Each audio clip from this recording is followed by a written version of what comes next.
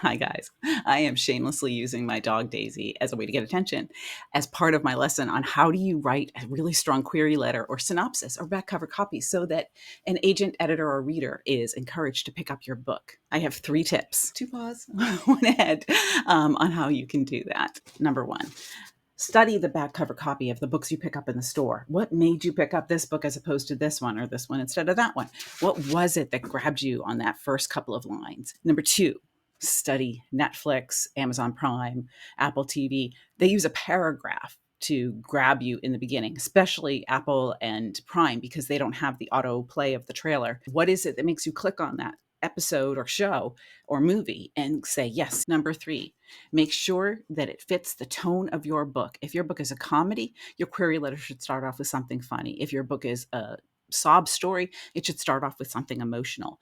The query letter, synopsis, back cover copy, all of those are a promise to the reader that this is what you're going to get if you pick this up. Also, keep it short. Use powerful words. Watch my lessons on show, not tell to see how you can do that. Make every word, if possible, do double duty. If you want to see more videos like this, drop a thumbs up or a smiley face or a heart or whatever so that I know that you're seeing this and you're enjoying it and it's helping you as a writer.